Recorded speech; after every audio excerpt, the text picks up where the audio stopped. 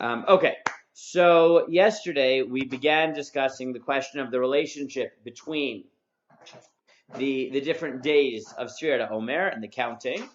And we noted that at first glance there seems to be a machloket between Tosfot and the Bal Halachot Gedolot as to whether we conceptualize all 49 days as one mitzvah or not. And this is at least how the Sefer HaChinuch seems to understand the machloket. And specifically, and the machloket went as follows. Tosfot holds that if you forget a day of Sefirat HaOmer, so you can count again the next night with a bracha, no problem. Because they're independent, presumably. The Bal Halacha Gedolot, as quoted in Tosfot, thinks that if you forget one night, so then if you forget a night, so then you have to then you can't count again. And the way the Chinuch understands that is because it's one big mitzvah. So if you forget one, so then you lose the mitzvah in general. Now we noted there was a second machlokes, which is everyone agrees that it's ideal to count at night. The question is what happens if you don't count at night. So Rabbeinu Tam holds that you can't count during the day at all. And his reason is because the Mishnah and Megillah says that any mitzvah that is a night mitzvah cannot be done during the day. And he assumes we paskin that way. And therefore Rabbeinu Tam's full position is you must count at night. If you forget to count at night, you cannot count during the day, but you can count the next night because he thinks that they're independent. Rav Hai, the Bal Halacha Gedolot, as quoted in the Halacha Gedolot itself, says that you can count at night, you can count during the day, even with the bracha, and the reason seems to be because he paskins like the Mishnah in Menachot, which says that you should count during the night. If you don't, you can count during the day. However, he thinks that if you forget an entire 24-hour period, then you can't count again. This position also makes sense. You're allowed to count during the night, you're allowed to count during the day, but it's one big mitzvah, and therefore, if you forget a night, so then, or forget a day rather, a 24-hour period, you can't count.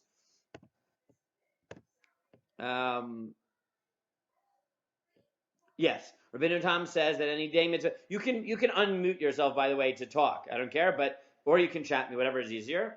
But yes, Rabbeinu Tam says the same for a day, right? Based on the Mishnah Megillah, we'll look at it in just a second.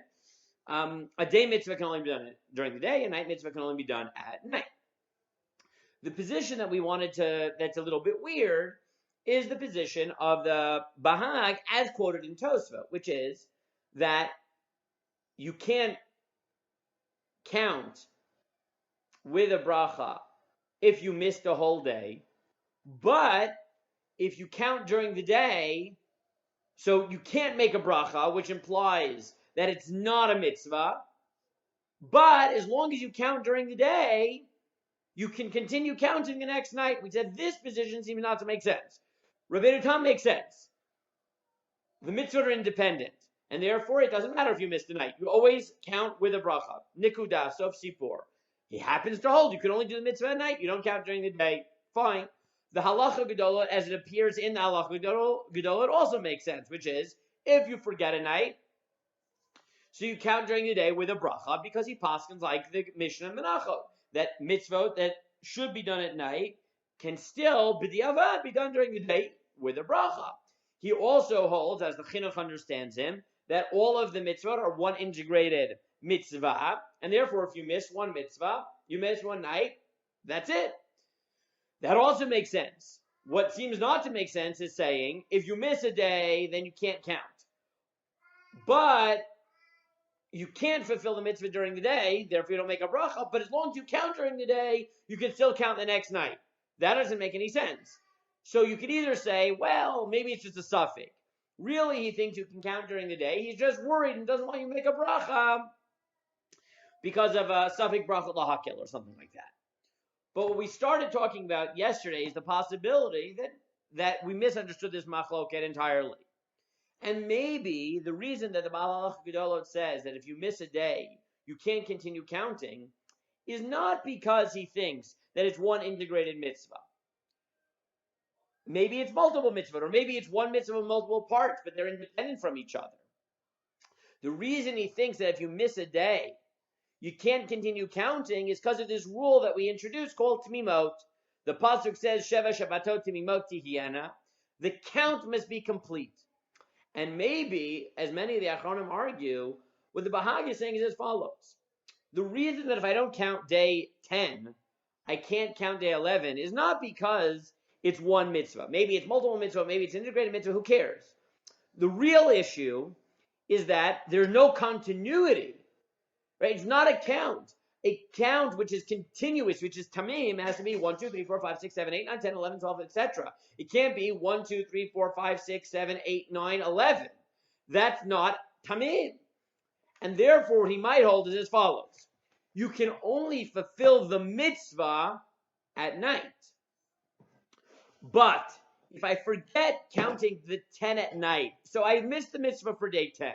That's true. When I count during the day, I don't count with a bracha because I didn't do a mitzvah. But as long as I didn't go a 24-hour period without acknowledging that today is day X in Sefirat HaOmer, I have maintained contiguity even though I didn't fulfill the mitzvah on that particular day. And maybe that is why the Bahag thinks that I can count without with a bracha during the day, and then be allowed to continue counting the next day. So that is what we were up to. So there are many. So let me show you. I have Ray Tarragon's summary of it. I could have given you the Hebrew from Schechter, but I gave you two versions here of the Rav in English. So let's start actually with this one that I have on the screen now. This is from David Shapiro's book.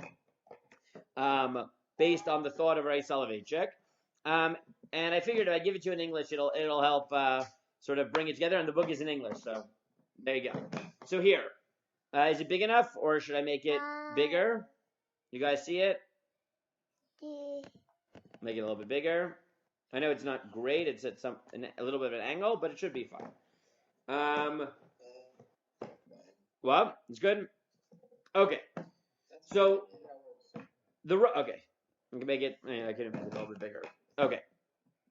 The Rav contributed a very helpful distinction to the ongoing discussion about the implications of the Bahag view. The Rav distinguished conceptually between the ritual performance of Sefirat HaOmer and the mathematical reality of maintaining a continuous count. It is possible to achieve the latter independently of the former. According to the Rav's analysis, the Bahag feels that one can perform the mitzvah only at night. However, in the absence of that performance on a given night, one can still provide the arithmetic substratum, meaning the numbers, during the day to enable him to continue to perform the mitzvah on a subsequent night. The respective terms employed by the Rav to designate each of these two dimensions of the process of Sefirat HaOmer are Ma'aseh Sefirah and Kiyum Mitzvah Sefirah. The former refers to the mathematical reality of maintaining a continuous count. The latter denotes the ritual performance of Mitzvah Sefirat HaOmer. And I will come back to the other nafkaminas that he quotes of this in a second. So that's what we just said, is that this is the middle way of understanding the Bahag.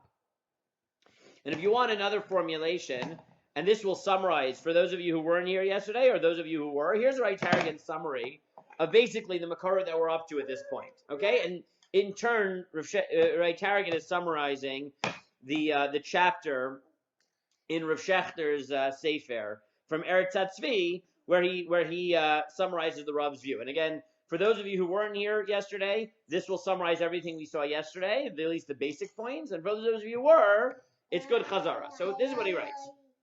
Ezra, if you're going to stay. Our minhag during Sefirat HaOmer is to recite a bracha only at counting at night. But if one forgets to count, the count is performed during the course of the next day, but without a bracha. What is the source of this halacha? The Mishnah in Megillah cites two lists. One of mitzvah which have to be performed during the day, and one of mitzvah which must be performed at night. Though the second list is considerably shorter, it does contain the mitzvah of Sefirat HaOmer, cutting the grain to be used for the Karban Omer. The Gemara in Megillah Menachot expands this period to counting the Omer as well. From this, Rabbeinu Tam, cited in Tosfot, extrapolates, that if Sefirat HaOmer is not performed during the night, no bracha is recited. Tosfot, after citing Rabbeinu Tam, cites the related position of the Bahag. He also maintains. What happened, boys? Okay, you want to watch another one? No. Should I put on another one? Why? Because I'm in the middle of shir, that's why. Unless you want to sit with me during shir quietly. Do you want to do that? Okay. Yeah, you want to go watch in Iman Abba's room on the bed? Or in your room? Okay. Okay. So, from this, Rabbeinu Tam extrapolates that if Sefirat HaOmer is not performed during the night, no bracha is recited. Tosfot, after citing Rabbeinu Tam, cites the related position of the Bahag. He also maintains that no bracha is recited if one counts during the day. The Bahag does, however, recognize this counting to be of some value. One who entirely forgets to count a day may not count the remainder of Omer with a bracha. If, however, he neglected to count during the night, but counted during the day, he's maintained his ability to continue counting with a bracha. This position then serves as the source for our minhag. Regarding this position, the question which immediately presents itself is as follows. If counting during the day is not considered a mitzvah, as indicated by the lack of bracha, why does it preserve his ability to continue counting with a bracha on upcoming nights? How are we to justify this split in light of the overall shita of the Bahag? Of course, the initial step is to arrive at some understanding of this shita, and particularly why one who entirely omits a day may not continue counting with a bracha. The Chinuch, as we saw, cites the Bahag and explains the kula mitzvah achad. It's all considered one mitzvah. According to this view, the Bahag defined all 49 days of counting as one mitzvah. Ample precedent for this type of definition exists. We notice other areas in which multiple mitzvot are actually defined as one extended mitzvah. The most classic example, of course, is the mitzvah of 4 minim, which, though including 4 different components, the lulav, the etrog, the hadassim, the aravot, is indeed classified as one mitzvah. One who does not include hadassim within his bundle has not been yotzei any part of the mitzvah. Complete integration exists. Similarly, the Chinuch suggests, according to the Bahag, all 49 acts of counting comprise one elongated mitzvah. One who omits the 22nd part of the integrated whole cannot continue, for he cannot possibly be yotzei the mitzvah in its entirety. Some hesitation must be regarded with this position in light of the Gemara in Menachot 42b, which offers a formula for reciting brachot during the performance of mitzvot. The Gemara asserts that kol mitzvah she'asiyata gemar mitzvata. If you guys remember, we did this during tzitzit. Any mitzvah which represents the conclusion of that mitzvah, such as milah, which is completed during the performance, we recite a bracha. In contrast, any act of mitzvah which doesn't mark the conclusion of the mitzvah, such as the manufacture of tefillin, which in and of itself does not conclude the mitzvah, the conclusion is delayed until the actual hanachat tefillin, on this form of mitzvah, we do not recite a bracha. According to this view of the Bahag, if the mitzvah, the lone mitzvah, is not completed until day 49, no bracha should be recited until that point, right? This is a fundamental problem with the Chinuch's understanding that the Bahag is based on the notion that it's all one big mitzvah. So, in truth, though we may reconcile the Gemara with Bahag, making tefillin is disqualified from a bracha, not merely because the mitzvah has not yet been completed, because effectively it hasn't really begun.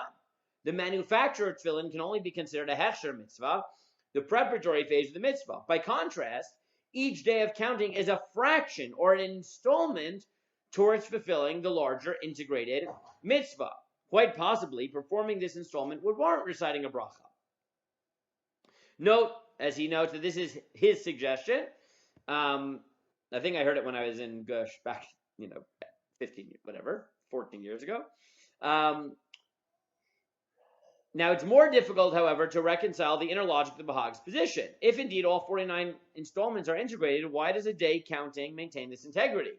if one doesn't recite a bracha over such counting, it should be considered as if he missed the counting entirely. And here, back to the summary again of the Rav. The Rav Zatzal suggests an alternate explanation for the Bahag's position. Like the Chinuch's view that this position bases the Bahag sheet on some form of integrity between the various days of the Omer. However, the integration exists not at the level of mitzvah, but at the level of counting. Even if we were to regard the mitzvah as 49 independent ones, the mitzvah is still defined by a counting of numbers.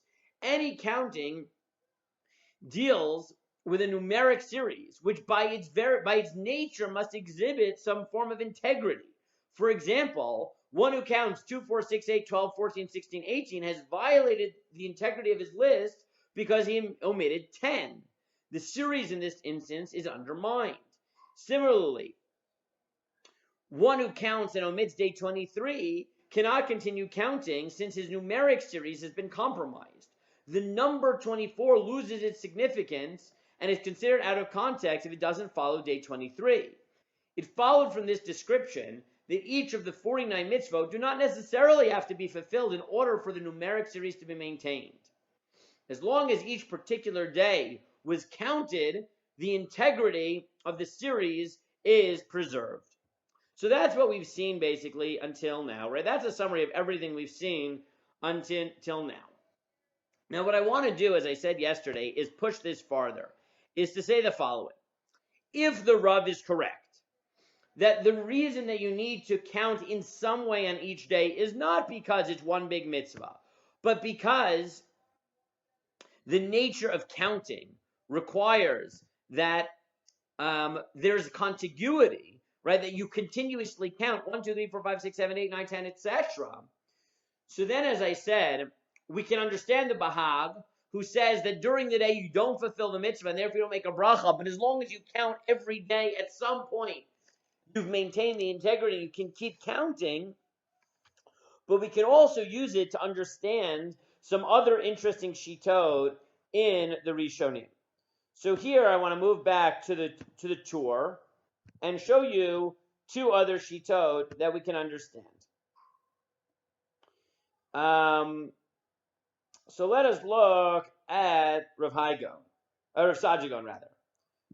Rav Saadia Gaon katav she'im shachach bechad min yamim yivarech b'yamim shel acharav chutz milayla harishon she'im shachach v'lo berech bo shelo yivarech od.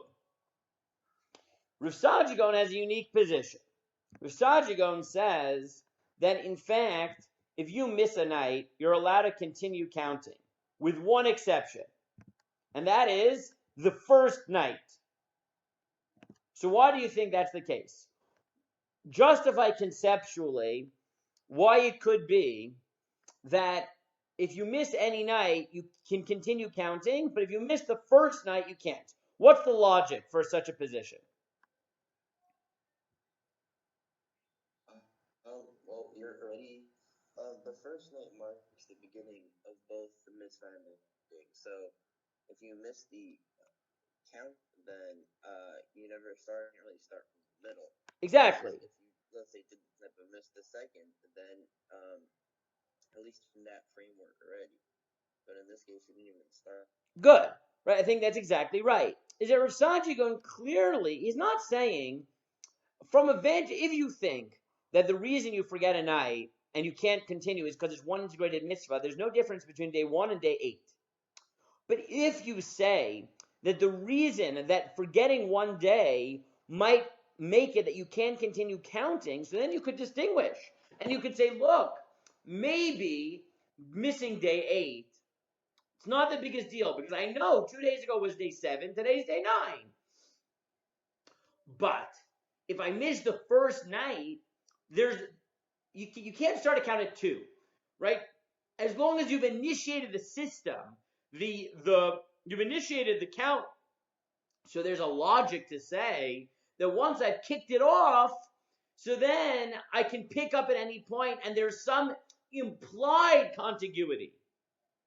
Because I started day 1, I know I'm finishing at day 49, so by implication, every other day. Now this is obviously not Rav Hai Gaon. the Baal Vidolo, the Bahag says I need to maintain contiguity every day. But you could have come up with a position that says no. As long as I kicked off the system and I finish it off at the end, if I miss some in the middle, the implication is enough to have a continuous count. But if I miss day one, I never started the count, so then everything else is nonsense. Another position that we can explain is the position in the Geonim that maybe what you can do is count retroactively. One second, let me get it.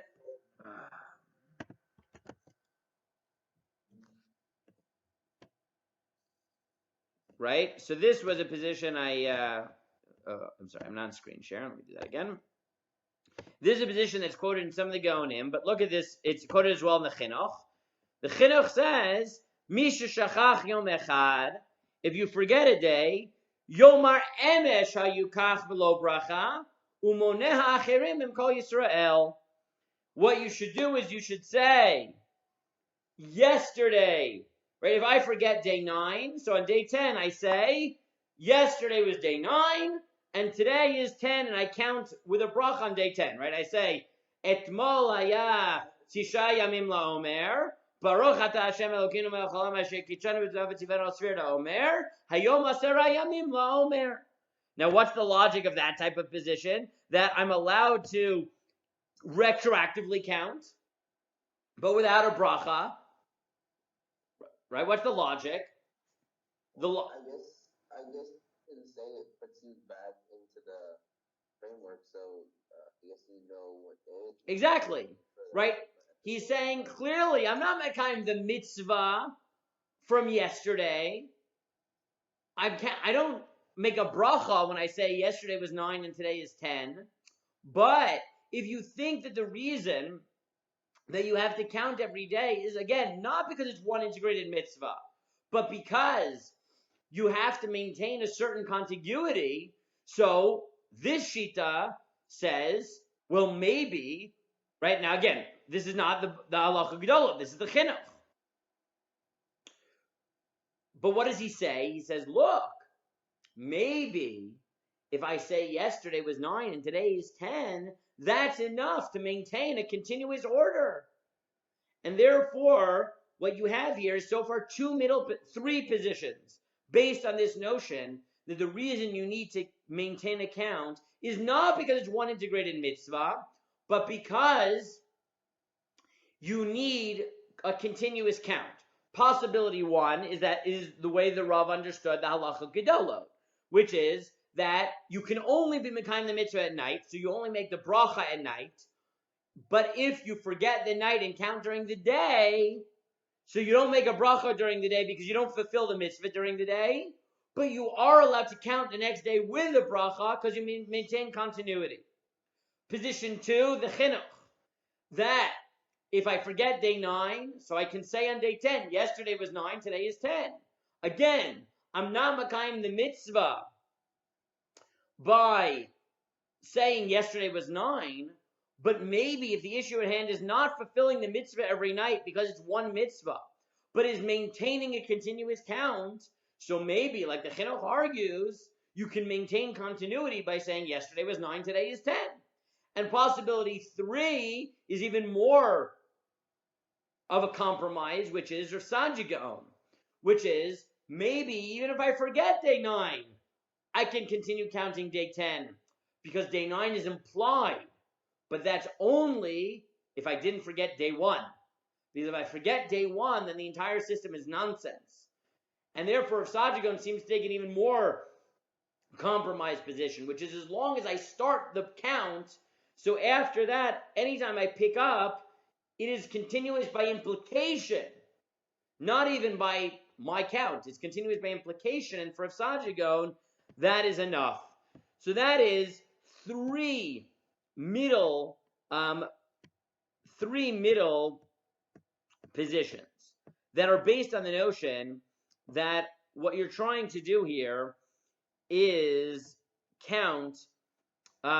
maintain a continuous count, not claiming that the mitzvah is all integrated. Now I should note that just on the last point, there is a bit of a machloket, because there's a machloket when you do this retroactive count. So the way the chinuch makes it sound is like the Rav, that you say yesterday was 9 and today is 10. But there is another way of understanding it, which is that we know that by tefillah, if you forget shacharis, you make up mincha. But what would be the test to figure out whether the reason you count retroactively is because you're allowed to do tashlumin, you're allowed to make up the mitzvah, or whether you're counting to maintain continuity? What would the test be? So the test would be whether you count day 9 and then day 10, or you count 10 and then day 9. If it's about maintaining the continuous count, then it sounds like the chinuch, that what you would do is you say yesterday was 9, today is 10. But the rule by tashlumin is that you always do today's mitzvah now, and then you do the makeup mitzvah. So if you think that the reason you're recounting day 9 is not to maintain the continuous count, but it's to make up day 9, then you would do the weird thing, which is to say, today is day 10 and yesterday was 9. That makes no sense if the issue at hand is creating a continuous count. Obviously, then, you need to say, today is 9 and yesterday was 9, today is 10. But if you think that the reason you're counting retroactively is to make up the missed count, so then the way you would count is today is 10 and yesterday was 9. But again, the simple pshat in the chinuch is that it's about continuity, and therefore you say yesterday was 9, today is 10, not today is 10, yesterday was 9. Yeah, Ganapolsky. You had a question? Tashlumin only works because you're making up the mitzvah. Correct. No matter how you look at 100%. You can never go 10 and then 9. Correct. If you thought that this was about tashlumin in the mitzvah, so maybe you could argue that you do 10 and 9. Maybe. But definitely if it's about a continuous mitzvah, you can't do that. You have to do 9 and 10. Right? When it comes to counting, that's nonsense. Now, you could have argued that this is different than tefillah in general, because counting is just different than tefillah. Tefillah, it makes sense to say, this is my tefillah, and now I'm doing a makeup tefillah. By counting, it's very weird to say, today is 10 and yesterday was 9. Maybe that just makes no sense by counting at all, even if you think it's tashlumin. I'm willing to buy that also. Does he put a limit only on one day? Making up one day? So maybe not, right? Maybe you could do 2 days ago was 8, yesterday was 9, today is 10. Right? Yecholiyot. He doesn't say. In that scenario, you're not actually counting.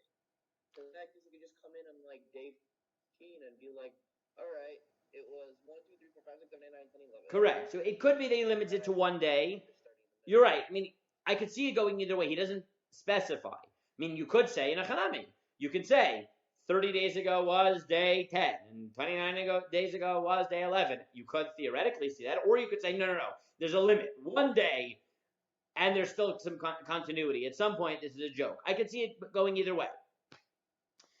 Okay. Now, once you have this idea, the Rav used it to explain some other things as well.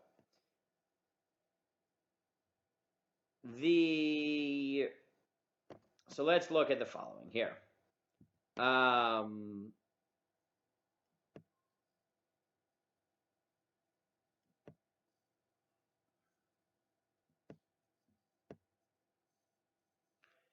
Here. So this is I'm going to give you a Ray Shapiro summary of it. This is a celebrated case in the Achronim that's first mentioned by the Minchas Chinuch, which is the following. Minchas Chinuch asks the question, what is the status of a child who was still a minor during Pesach, but came of age, meaning became bar mitzvah between Pesach and Shavuot? Right? I'm sure that at least one of you has heard this question at a bar mitzvah at some point. Has anyone heard this? I've heard this at like a million bar mitzvahs? No. No? Okay, this is like a classic bar mitzvah jar Torah for anyone who has their bar mitzvah between Pesach and Shavuot. During Sukkot, if that counts. What? No. This is during Sefira. During Sukkot, if that matters. No, that doesn't help. So, Sefira, okay. no. The Chinuch has the following question, right? This is the Minchas Chinuch's question, okay? Tell me what you think. The Minchas Chinuch's question is as follows. Let's say that, like me, my birthday is the 47th day of Sefirat HaOmer, okay? So that means that I counted the first 46 days of Sefirat HaOmer when I was 12, and I was not Mekayim a mitzvah mid'oraita. Day 47. Now what? Now I'm bar mitzvah. So now what do you think? Am I allowed to count with a bracha? Now, was I allowed to count with a bracha before my bar mitzvah? Presumably from chinuch. Am I allowed to count on day 47? It's really chaval, right? I got 3 days left. Am I allowed to count with a bracha the last 3 days? So what's the problem? Now as a gadol, I wasn't mekayim the mitzvah for 46 days. So am I allowed to count on day 47 with a bracha? So what do you think? You maybe were on the mitzvah, but you were still in the framework of counting. So good. So let's go through the 3 positions. According to Tosfot, am I allowed to count with a bracha? 100%. 100%. Because in general, he thinks each bracha is independent. So no shaila. Now according to the Bahag. So if I think like the Rav, that it's the reason the Bahag needs you to count every day is to maintain a continuous count. So what would you say, Ganapolsky? You'd say, yes, of course you can count with a bracha. Why? Because maybe you didn't fulfill the mitzvah for the first 46 days, but who cares? The reason you have to count every day is so that you maintain a continuous count. If I counted every day, so days 47 is meaningful. Right? Day 47 is meaningful because it comes after 46 days of counting. Who cares if I was mekayim the mitzvah? But what if you think the middle position? What if you think that the reason that the Bahag thinks you can't continue counting is because it's one big mitzvah? So then what would you say?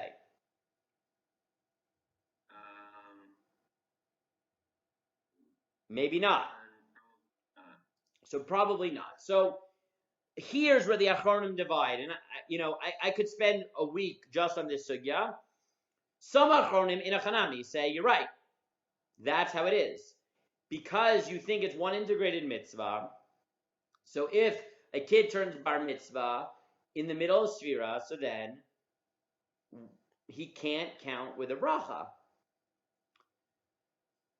But some Achronim come up with this fascinating chiddush, and they say, no.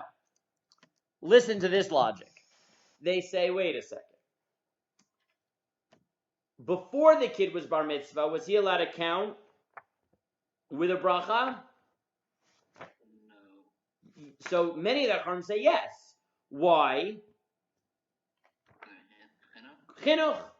So then they say, here's our chiddush for you. Maybe we normally think of chinuch as being a halacha for children. But maybe we're wrong. Maybe there's such a thing as chinuch for adults. We did when we were, what were we discussing?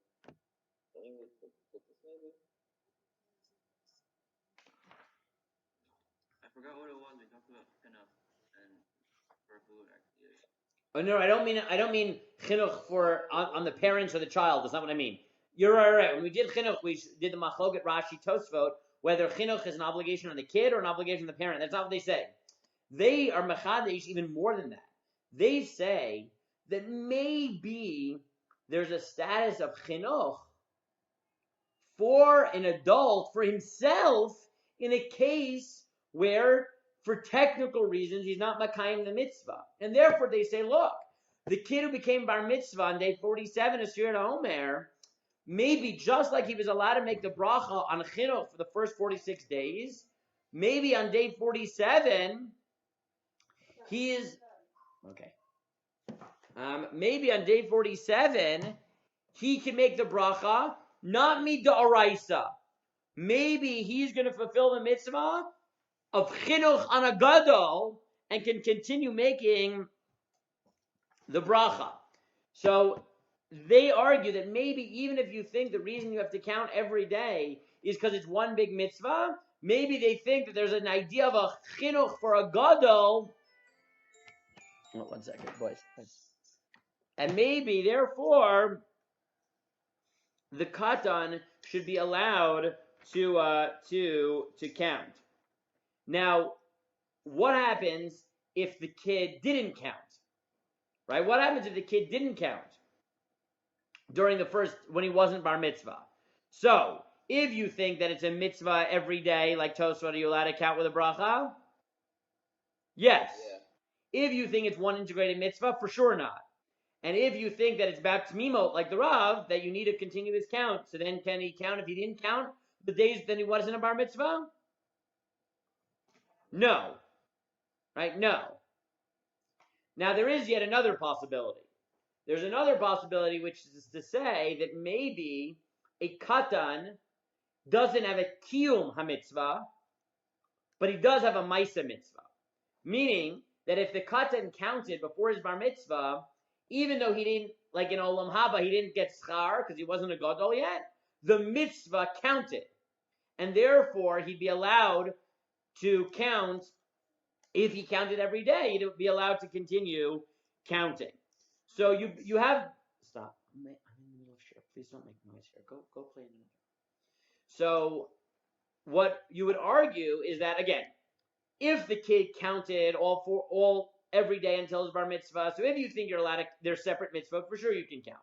If it's about Temimot, he should be allowed to count.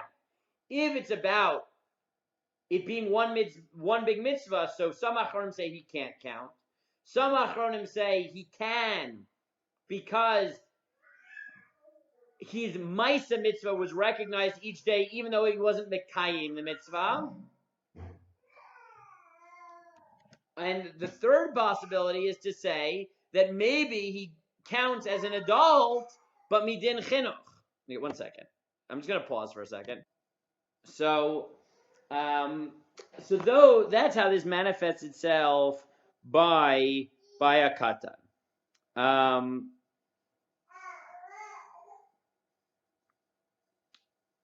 Okay. So again, I don't want to.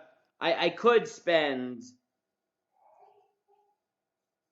a lot of time on this shita, but I'm going to just run through a summary of it with you on this katan issue. So the Minchas Chinuch himself argues that the reason you can count is because maybe a Maisa mitzvah that you do as a katan counts as part of the mitzvah of a gadol. And his proof is from a shita of Rav Tuvia of Vienna that's quoted in the Mordechai, which is that someone is Yotzei Kiddush from Plag on, even though it's not the mitzvah d'oraisa, right? If you make Kiddush before Shabbos, you make early Shabbos, so Rav Tuvia of Vienna, the Balatoso, it says that even though it's not Shabbos midoraisa until sunset, you're Yotzei by making Kiddush during this man derabanan. So from here, the Minchas Chinuch argues that as long as the katan counted when he was a child, that counts for his counting as a gadol. Now, some of the achronim aren't thrilled with this. They have complicated diyunim they don't want to get into about Pesach Sheni. I mean, if you want, we could have a whole shir just on this topic, but I don't think it's worth doing that right now. Several of the achronim, as I said, think that the Maisa mitzvah of a katan counts, even though he doesn't get a kiyum mitzvah. So this is like in the Maram Shik. And other achronim, as I said, like the Rav, say that the issue is that it maintains continuity. So this is found in the Rav, this is found in the Tzunim LaTorah, it's found in several different places. In the Har Tzvi. And again, some people said, as I said, that maybe it's chinuch of a katan. If I remember, this is in the Aselech Harav of Chaim David Alevi, I think, or maybe it's in the Or Letzion. I have to look back. It's been a while since I looked at Tshuva. And just to summarize that, let's look at the Rav here. So here, what is the status of a child who was a minor during Pesach, became of age during Pesach and Shavuot? Although he counted Sefirat each night before his birthday, he did so as a minor. The days that he will now count after his birthday will be counted on the basis of a different level of obligation. Should his 49-day count be deemed complete or not? The Rav applied his conceptual categories to our question. He suggested that the earlier count by the boy before he became bar mitzvah should constitute at least a maisa svira. This, no less than adults' retroactive count of the previous day, should provide the mathematical continuity covering the days on which he was not yet eligible to enable him to now achieve the Kiyum Mitzvah Svira on each of the remaining days on which he is eligible. A similar nafkamina that he brought is the following, is an onain. Right, what's an onain? What's an onain, guys? So an onain is somebody whose relative has just died before the burial. What's the halacha? He's not allowed to be mekayim the mitzvah. He's not allowed to do mitzvah. So the question is, okay, but what if he just counts without a bracha and he isn't mekayim the mitzvah? Is he then allowed to count? And the Rav argued that what he should do is count without a bracha, because then he won't be mekayim the mitzvah on the day he was an onain, because he's not allowed to do mitzvot, but he will maintain continuity. So that's here. He says an onain is not permitted to observe mitzvot aseh. He's thus prohibited from counting the Omer on the day between the relative's death and burial. Once 24 hours pass without his having counted, may he resume the count after the burial, or is he forfeited the mitzvah for that year? This brings us squarely back to our two theoretical interpretations of Bahag and to the Rav's categories within the context of our second referred interpretation. Were the 49 days to comprise but one mitzvah, his count would be irreparably disrupted. However, we understand the Bahag in terms of 49 mitzvah that simply require a uniting framework, one that can be achieved by Maisa Sfira, even if he does not qualify for a Kiyum Mitzvah Sfira. The Onain should therefore count the day without a bracha as a mere Maisa Sfira, meaning just a count to maintain continuity. This in turn will afford him the substratum upon which to resume his Kiyum Mitzvah Sfira after the burial. So that's another nafkamina of this notion that what's going on is we're trying to maintain continuity rather than can you take the wipes away from me? Take them away. Rather than being one integrated mitzvah. And again, the Rav used this to explain Rav Haigon, that we said that you can count retroactively, to explain the katan, to explain the onain, as well. Okay, let's, I guess, stop there. What I want to do then to, one second. Yeah. Okay, so there's a few other things I want to see on this, but we don't have time to do it today. So let me just tell you what I still want to see. Another thing I want to see here is the following. We've seen one aspect of this notion of Temimot, this notion of creating continuity. But there are several other manifestations of this concept that you're supposed to create a complete continuous count. So as we'll see, this has nafkaminas to when you count. At night, do you wait till tzeit? Do you try to count as early as possible? It has a nafkamina on Shavuot. As we'll see, many of the Achronim say that maybe on Shavuot, you should hold off davening until it's definitely Tzeit HaKochavim.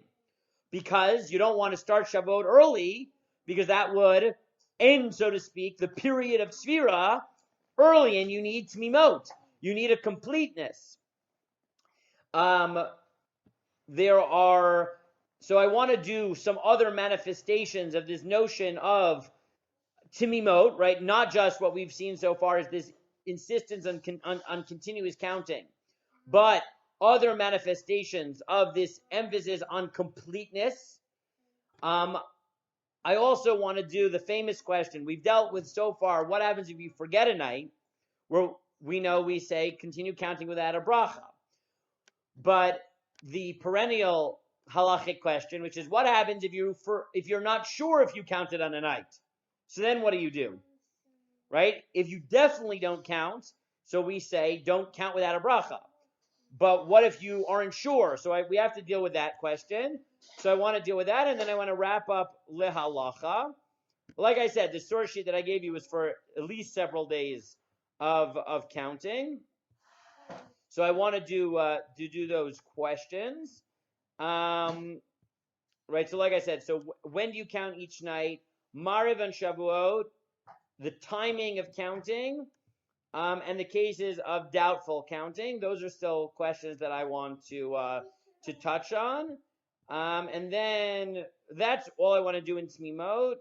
And then I have a few assorted issues that I want to deal with in one final day, probably at the end. So we probably have another at least 2-3 days on Sefirat HaOmer issues, at least. And then I want to move to Ein Ma'avir and Al HaMitzvot. You guys let me know if on Yom Ha'atzmaut you want to do a normal shir. Yosef, maybe you remember, but last year I think on Yom HaZikaron, Yom Ha'atzmaut, we did special shirim on like Israel related sugyot. So we can do that as well. It was interesting.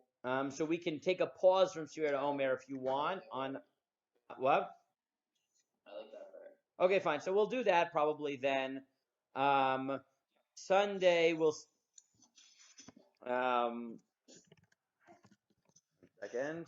So that means that Sunday we'll continue. Right. We did that. We can do it. I don't know if Yosef objects. We've done. I'm happy to do the Halal Sugya again. Let me just finish the recording here 1 second.